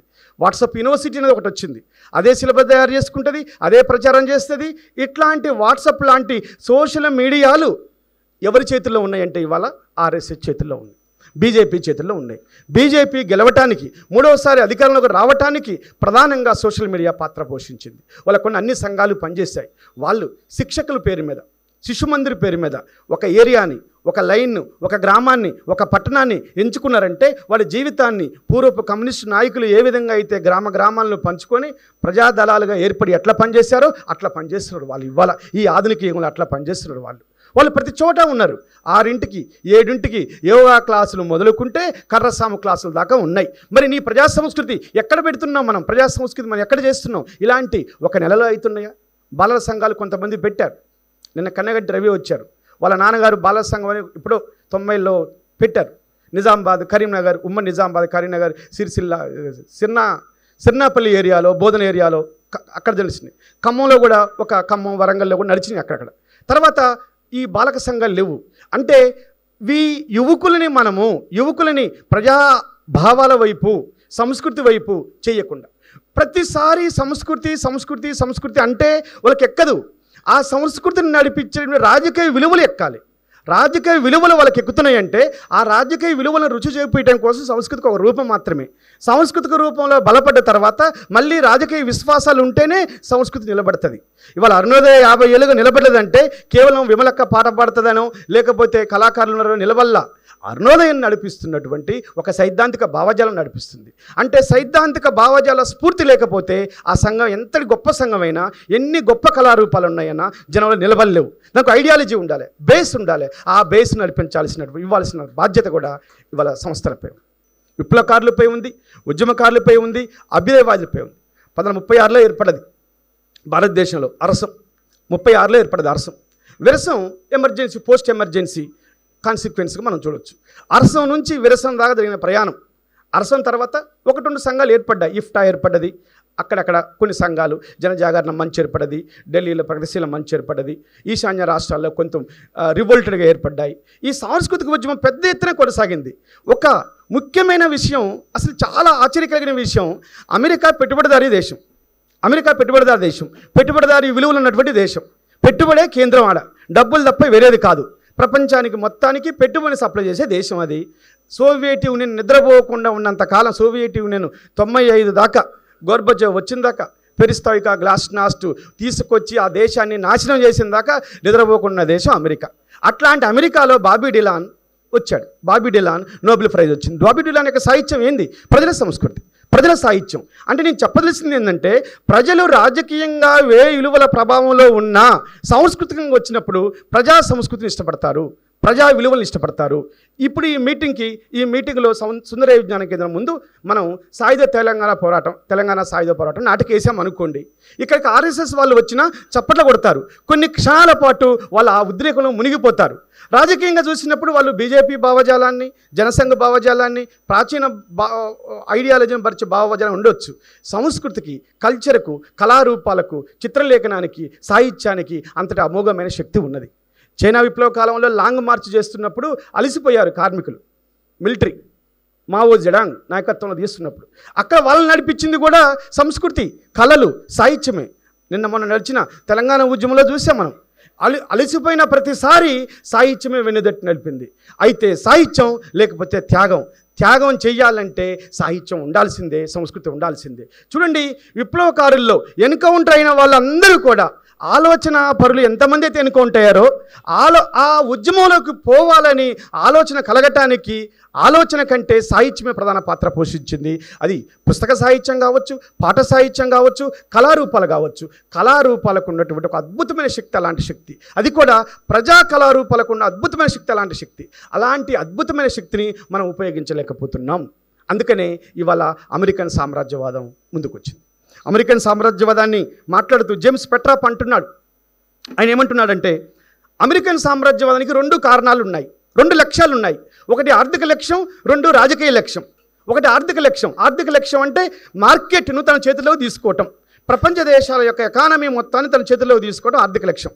రాజకీయ లక్ష్యం అంటే తనకు అవసరమైన తన ఆర్థిక లక్ష్యానికి అనుగుణమైన రాజకీయ వ్యవస్థలను ప్రత్యక్షంగా పరోక్షంగా దేశాల్లో సహకారం అందించి తన రాజకీయ అధికారాన్ని నిలుపుకోవటం. ఈ ఆర్థిక లక్ష్యం, రాజకీయ లక్ష్యం 2 సాధించాలంటే సాంస్కృతిక లక్ష్యం ముందుండాలి. సంస్కృతిని గుప్పెట్లో పెట్టుకోవాలి.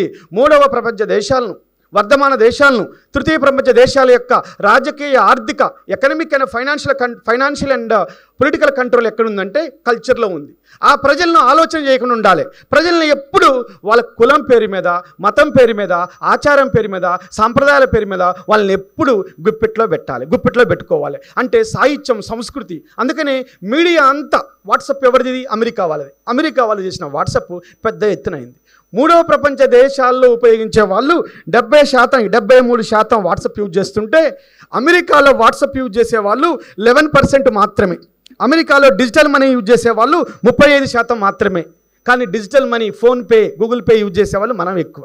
అంటే చూడండి, అమెరికా సృష్టించినటువంటి అధునాతనమైన సాంకేతికత అమెరికా వెలుపల ఎక్కువ ప్రభావం చూపిస్తుంది. వాడికి తెలుసు ఇవన్నీ కూడా మాయాజాలంలో పెట్టేవి, ఇవన్నీ కూడా ప్రపంచంలో మాయాజాలంలో ఉంచేవి తెలుసు. కాబట్టే అమెరికా తన యొక్క ఆర్థిక అవసరాలని, తన రాజకీయ అవసరాలని ముందుకు తీసుకురావడం కోసం సంస్కృతి పేరు మీద సాంస్కృతిక పరమైనటువంటి ఒక యుద్ధాన్ని ప్రజలపై కొనసాగిస్తుంది. దీన్ని సామ్రాజ్యవాద సంస్కృతి అంటాం. చాలా సందర్భాల్లో మనం అనుకుంటాం, సామ్రాజ్యవాదం ఆడుంది, సామ్రాజ్యవాదం నూకలు చెల్లింది. సామ్రాజ్యవాదం అంటే ఒక దేశాన్ని మరొక దేశం కబలించటం కాదు. ఒక దేశాన్ని మరొక దేశం కబలించడం మాత్రమే కాదు, సామ్రాజ్యవాదం తన రూపాలను మార్చుకుంది. ఇప్పుడు సామ్రాజ్యవాదం తన యొక్క రూపాలను మార్చుకుంది, సంస్కృత రూపాన్ని ముందుకు తీసుకొస్తుంది. అంటే ఒక దేశాన్ని ముందుగా కబలించాలంటే ముందుగా సంస్కృతిని అర్థం చేసుకోవాలి. ఇవాళ మనం చెప్పింది కాదు. 1835లో మెకాలే ఇండియాకి వస్తున్నప్పుడు మెకాలేని లండన్ పార్లమెంట్ పిలిచింది. ఏ మెకాలే, నీకు దమాక్ ఖరాబ్ అయిందా? భారతీయులు లూజ్ మోరల్స్ ఉన్నాయి, వాళ్ళకి క్యారెక్టర్ లేదు, వాళ్ళ యొక్క ఫులిష్ ఫెలోస్, సెంటిమెంటల్ ఫూల్స్. అలాంటి వాళ్ళకి ప్రపంచ భాష, దేవుళ్ళ భాష, నోబుల్ లాంగ్వేజ్ ఇంగ్లీష్ ఇస్తావా అని మెకాలేని అడిగితే మెకాలే ఇచ్చిన వివరణ చూస్తే, yes, we want the class of people, we want the class of people in India who would be Indians in blood and colour. They must be the British in taste, opinions, morals and intellect. మనకు ఒక వర్గం ప్రజలు కావాలి. ఆ వర్గం రంగులో, రక్తంలో మాత్రమే భారతీయులు కావాలి. వారి ఆలోచన విధానము, వారి ఆచార వ్యవహారాలు, వారి నైతికత, వారి యొక్క సంస్కృతి అంతా కూడా ఎవరిని పోలి ఉండాలంటే అవన్నీ బ్రిటిష్ వారిని పోలి ఉండాలి. అంటే బ్రిటిష్ వారిని పోలినటువంటి ప్రజలను లేదా ప్రజా సమూహాన్ని, బ్రిటిష్ వాళ్ళ కోసం పనిచేసే ప్రజా సమూహాన్ని తయారు చేయటం కోసం నేను మెకాలే యూనిట్ తీసుకొచ్చాను. మెకాలే చెప్పాడు. అంటే ఇవాళ మనం లేటుగా తెలుసుకుంటున్నాం, కానీ అభివృద్ధి చెందిన దేశాలుగా చెప్పబడిన పెట్టుబడిదారీ దేశాలు ఎప్పుడో తెలుసుకున్నాయి. కాబట్టి 95 వరకు వాళ్ళ ఆటలు సాగల. 95 వరకు బలమైన కోట, తూర్పు ఐరోపా మొత్తం ఒక ఉర్రూతలు ఊగింది. United Soviet Socialist Russia, USSR నాసా కూటమికి వ్యతిరేకంగా వార్సా కూటమిని పెట్టింది. ప్రపంచాన్ని బగబగ మండించింది రష్యా. ఒక 30 ఏళ్ల పాటు అమెరికా కంటి మీద కునుకు లేకుండా చేసింది. 2వ ప్రపంచ యుద్ధం తర్వాత ప్రపంచం అంతా నాశనం అయింది. హిట్లర్ లాంటి వాడు పుట్టొద్దంటే ఈ దేశంలో సోషలిజం రావాలి అని అందరూ అనుకున్నారు, అన్ని దేశాలు అనుకున్నారు. దాని ఫలితంగా సోషలిస్ట్ దేశాలకు ప్రాచుర్యం పొందింది. తూర్పు ఐరోపాలో అన్ని దేశాలు మూకమ్మడిగా సోషలిజాన్ని స్వీకరించాయి. అర్జెంటీనా, వియత్నాం, అన్ని దేశాలు 95 వరకు ఏం చేయలేకపోయారు. 95లో ఎప్పుడైతే రష్యా కూలిపోయిందో అమెరికా ఏకధ్రువ ప్రపంచం అయిపోయింది, యూనిపోలార్ వరల్డ్ అయిపోయింది. ఇక అమెరికా సంస్కృతే పెట్టుబడిదారీ సంస్కృతి అయిపోయింది. అందుకని మన దగ్గర కూడా పుస్తకాలు చూడండి, 80 నుంచి 95 మధ్య రాయబడ్డ పుస్తకాలలో కొద్దిగా ఆదేశిక సూత్రాల భావన, ప్రజాస్వామ్య భావన, కొద్దిగా లిబరలిజం పుస్తకాల్లో కనిపిస్తుంటుంది. ఆ కాలంలో రాయబడ్డ సాహిత్యం కానీ, ఆ కాలంలో రాయబడ్డ టెక్స్ట్ బుక్స్ కానీ, ఆ కాలంలో వచ్చిన సాహిత్యం అంతా కూడా, అంటే ఇండిపెండెన్స్ నుంచి, స్వతంత్రం వచ్చిన దాని దగ్గర నుంచి 95 దాకా ఈ 50 కాయాల కాలంలో రాయబడ్డ పుస్తకాలంతా ఎంతో కొంత శాస్త్రీయ దృక్పథాన్ని కలిగి ఉంటాయి, సాహిత్యం కూడా. మళ్ళీ 95 తర్వాత ఎప్పుడైతే రష్యా కొలాప్స్ అయిపోయిందో, అమెరికా పెట్టుబడిదారీ విధానంగా ముందుకు వచ్చిందో, అక్కడి నుంచి మళ్ళీ పెట్టుబడిదారీ సంస్కృతి ప్రజల సంస్కృతిగా, పెట్టుబడిదారీ విలువలే సమాజంలో ఒక చలామణి అవుతూ ఉన్నాయి. వాటి కావటానికి సోషల్ మీడియా ఒక ప్రముఖమైన పాత్రను పోషిస్తూ ఉంది. అందుకని ఇవాళ నువ్వు జరిపేటటువంటి పండుగలు ఏవి కాదు. ఎందుకు విబలక్క చేసిన బహుజన బతుకమ్మ ప్రజల్లోకి అంత పెద్ద ఎత్తున పోయింది? బతుకమ్మ అనేటువంటి ఫెస్టివల్ని జరపాల్సి వచ్చింది. ప్రజలు సాంస్కృతిక ఉత్సవాలను కోరుకుంటారు. ఇవాళ కాలంలో కాదు ఇది, సింధు లోయ నాగరికత కాలంలో కూడా ప్రజలు ఉత్పత్తి చేసినప్పుడు తమ శ్రమను మర్చిపోవటం కోసం ప్రజలకి పండగ అవసరం, ప్రజలకు ఉత్సవాలు అవసరం. ఆ ఉత్సవాలు నువ్వు పార్టిసిపేట్ కాకపోతే ఆ ఉత్సవాలు పార్టిసిపేట్ చేసే కేంద్రాలుగా లేదా ప్రోత్సహించే కేంద్రాలుగా అధికార వర్గం ముందుకు వస్తుంది, రాజ్యం ముందుకు వస్తుంది. అందుకనే ప్రజల యొక్క ఆచార వ్యవహారాల్లో పండగలు ఆనాడే ఉన్నాయి. సభ సమితి ఆనాడే సోమాసుర పానీయాలు ఉన్నాయి. సోమాసుర పానీయాలు సింధులో నాగరికత కాలంలో ఉన్నాయి. సోమాసుర అంటే ఇవాళ కళ్ళు లాంటిది, తాటికల్లు లాంటిది. అయ్యాలనే ఉన్నాయి. అయ్యాలనే స్త్రీలు సోమాసుర దాగి అయ్యాల డ్యాన్స్ చేసేవాళ్ళని సింధులో నాగరికత కాలంలో ఉంది. అలంకరణ అయ్యాలనే ఉంది, ఆచార వ్యవహారాలు అయ్యాలనే ఉన్నాయి, ఫుడ్ అయ్యాలనే ఉంది. ఇవాళ మనం ఏం ఫుడ్ తింటున్నాం? ఇవాళ ఇంత అన్నం తింటే గ్యాస్ ప్రాబ్లం అవుతుంది, 2 ముక్కలు తింటే నైట్ తినం మనం. కానీ అయ్యాలనే వాళ్ళు టన్నుల కొద్ది ఆహార పదార్థాలు సంవత్సర కాలంలో వాళ్ళు వినియోగించారనేటటువంటి ఉంది. ధాన్యాగారం బయటపడ్డది. సింధులో నాగరికత కాలంలో గొప్ప ధాన్యాగారం, ఫుడ్ గ్రానరీ, మొహంజదారో స్నానవాటిక బయటపడ్డది. అంటే స్నానవాటికంటే స్నానం చేయడానికి ఇవాళ మనం విల్లాల్లో ఇంట్లో ఒక చిన్న స్విమ్మింగ్ పూల్ కట్టుకొని ఉన్నత వర్గాలు హాయిగా ఉంటున్నాయి. కానీ అయ్యాలనే సామూహికంగా స్నానం చేయడానికి స్నానవాటికలు ఉన్నాయి, ధాన్యాగారాలు ఉన్నాయి. అంటే ప్రజలకు వాళ్ళ యొక్క ఆచారాలు, వ్యవహారాలు, సంస్కృతి, జీవన విధానం ఇవన్నీ కూడా ఇవాళ కొత్తగా వచ్చినవి కాదు, సింధులోయ నాగరికత కాలంలోనే ఉన్నవి. అంటే ప్రజా జీవనంలో సంస్కృతి అనేది అంతర్భాగంగా తరతరాలుగా కొనసాగుతుంది. ఆ సంస్కృతిని ప్రజల పరం చేయాల్సిన అవసరము, ప్రజల సంస్కృతి, బూర్జువా సంస్కృతి, ప్రజల సంస్కృతి, పెట్టుబడిదారు సంస్కృతి అదేదో నిర్వచించాల్సిన అవసరం వామపక్ష శక్తులపై ఉన్నది. అంతే. మనం సైలెంట్గా ఉంటే ఏం కాదు. చాలామంది అనుకుంటారు, ఈ మధ్యకాలంలో వామపక్షాలు అంటున్నాయి, మనం మంత్రసాని పాత్రే పోషించేది, మంత్రసాని ఏం చేస్తుంది, డెలివరీ అయ్యేటప్పుడు కొద్ది హెల్ప్ చేస్తుంది, కానీ డెలివరీ అనేది ఆగదు అని అంటుంటాం. ఇది పాక్షిక సత్యం మాత్రమే. ఇవాళ కమ్యూనిస్టు పార్టీలు పోషించాల్సింది మంత్రసాని పాత్ర కాదు, అంతకంటే పెద్ద పాత్రనే పోషించాలి. మంత్రసాని అనేటువంటి పాత్ర అది ఎప్పుడో 60లో 70లో ఉదారవాద నియమాలు, ఉదారవాద గ్లోబలైజేషన్ యొక్క ప్రిన్సిపల్స్ రాకముందు, ప్రపంచీకరణ రాకముందు, ప్రపంచీకరణ సంస్కృతి, వినిమయ సంస్కృతి ఏదైతే ఉందో, ఈ ప్రపంచీకరణ తెచ్చిన వినిమయ సంస్కృతి, వస్తు సంస్కృతి రాకముందు ఆదర్శాల గురించి మనం మాట్లాడుతున్నాం. ఇవాళ మనందరి జీవితాల్లో ఒకటి ఉంది, మనం ఫంక్షన్ పోతే ఎవరికి రెస్పెక్ట్ ఇస్తున్నాం? మంచి వస్త్రాధారణ ఉన్న వాళ్ళు, మంచి కారులో వచ్చిన వాళ్ళు, మంచి బట్టలు వేసుకున్న వాళ్ళు, ఎన్ని ఏటలు కోసినావు? 100 కోసిన, మా నాన్న దినానికి 100 ఏటలు కోసిన, ఎంత మందు పెట్టినావు? 50 బ్లెండర్ స్పైళ్ళు పెట్టినా అని చెప్తే అబ్బా గ్రేటు, బాగా పెట్టినావు అనుకుంటున్నాం మనం. కానీ ఇది కాదు సంస్కృతి అని చెప్పలేకపోతున్నాం మనం. అంటే వస్తు సంస్కృతి, వినిమయ సంస్కృతి ప్రజల్లో భాగమైపోయింది. దీన్ని వ్యతిరేకించడం అనేటటువంటిది, ఆల్టర్నేటివ్గా తయారు చేయడం అనేది ఒకటి ముందుండాలి. ఎప్పుడు మనం వ్యతిరేకంగా చెప్పడం కోసమే పరిమితం అవుతున్నాం, ఆల్టర్నేటివ్ చెప్పట్లేదు. ఆల్టర్నేటివ్ చెప్పాలి. ఆల్టర్నేటివ్ చెప్పడంలోనే ప్రజా సంస్కృతి యొక్క రహస్యాలు దాగి ఉన్నాయి అనేది అర్థం చేసుకోవాలి. అందుకనే ముంచుకొస్తున్నటువంటి సామ్రాజ్యవాద సంస్కృతి భారతదేశంలో అది కాషాయీకరణ ఉంది. అది ఒక కార్పొరేటీకరణ, కాషాయీకరణ అయ్యి ఫ్యాసిజం వైపు దాడులు తీసింది, ఫ్యాసిజం వైపు వచ్చింది. అందుకనే మనం చూసాం ఇక్కడ పరుహత్యలు జరుగుతున్నాయి, మనం చూసాం మణిపూర్లో మారణహోమం జరిగింది, మనం చూసాం కింద స్థాయి కులాలు వాళ్ళు అలంకారప్రాయమైన వస్తువులు వేసుకుంటే వాళ్ళపైన దాడులు చేయటం కూడా మనం చూసాం.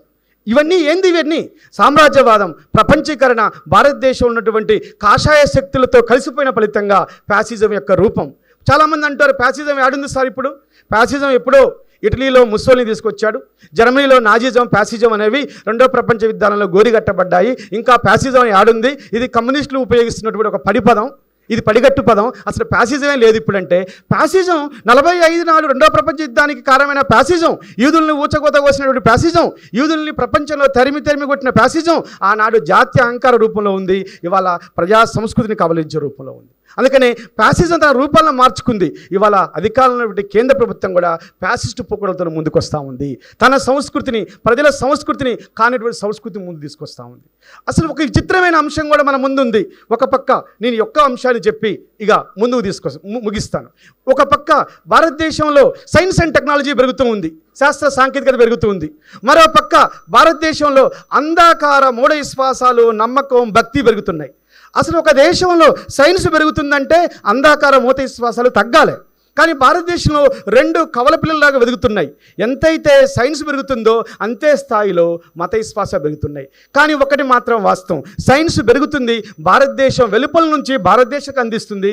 అంధకారం భారతదేశం నుంచి ఫ్యాసిస్టు శక్తులు ప్రపంచానికి అందిస్తున్నాయి. కాబట్టి ఇవాళ నరేంద్ర మోడీ గారు మూడవసారి గెలవటానికి కొద్ది రోజుల ముందు ఎక్కడో ప్రపంచంలో అసలు ఎవరికీ తెలియదు, అది ఏ చరిత్రకారు చెప్పలా. శ్రీకృష్ణుడు తనకు ఒక రాజ్యం ఉందని, ఆ రాజ్యం ద్వారకా రాజ్యం అని, అది సముద్రంలో ఉందని ఎక్కడా లేదు. పురాణాలను పట్టుకొని ఆ ద్వారకా సముద్రంలో తెలవనటువంటి రాజ్యం కోసం పరుగులీడి 16 నాటికల మైళ్ళ దూరం పోయి 100 కోట్ల రూపాయలు ఖర్చు పెట్టి అక్కడ పసుపు కుంకుమలు ఆచరించి పూజలు వేసి వచ్చి పైకొచ్చి హిందూ ధర్మ పరిరక్షకుడిని ఆయన పోజు పెడతా ఉన్నాడు. ఇంతకుముందు అంబటి నాగ గారు చెప్పారు. అంటే ఏంది, ఆయనే దేవుడు ఊహించుకుంటున్నాడు.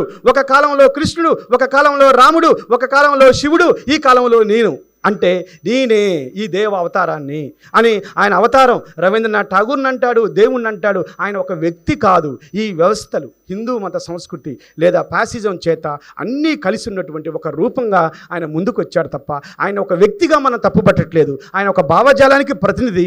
ఆ భావజాలమే సామ్రాజ్యవాద విష సంస్కృతితో కలిసి అంటకాగుతున్నటువంటి ఫ్యాసిస్టు సంస్కృతి. ఇవాళ ఫ్యాసిస్టు భావజాలానికి ఆయన ఒక ప్రతినిధిగా ముందుకు వచ్చాడు. ఇలాంటి తరుణంలో వామపక్షాలు, అభ్యుదయ శక్తులు, ప్రజా సంస్థలు, అరుణోదయ లాంటి సాంస్కృతిక సంస్థలపైన మరింత ఉజ్వలమైనటువంటి భవిష్యత్తు, ఒక పోరాట రూపం తీసుకోవాల్సినటువంటి ఒక కర్తవ్యం వాళ్ళపైన, వాళ్ళ బాధ్యత పెరిగిందని చెప్పి ఈ సందర్భంగా నేను తెలియజేస్తూ ఉన్నాను. కాబట్టి అరుణోదయ కేవలం సాంస్కృతిక కళారూపాలకు మాత్రమే పరిమితం కాకుండా, అది పరిమితం కాలేదని కూడా నా దృష్టిలో ఉన్నది. కేవలం సాంస్కృతిక కళారూపాలకు మాత్రమే పరిమితం కాకుండా ఒక విప్లవకరమైనటువంటి, చైతన్యవంతమైనటువంటి శాస్త్రీయ దృక్పథాన్ని, మరో ప్రపంచం సాధ్యమే నమ్మేటటువంటి విశ్వాసాలని ముందుకు తీసుకొస్తూ అట్లాంటి విశ్వాసాల వెలుగులో బలమైనటువంటి ఒక సాంస్కృతిక సైన్యాన్ని తయారు చేయాలని, ఇది ఈ సంస్థ 100 ఏళ్ల ఉత్సవాలను జరుపుకుంటుందని ఈ అవకాశం ఇచ్చిన ప్రతి ఒక్కరికి పేరు పేరున ఉద్యమం తెలియజేస్తూ ముగిస్తున్నాను.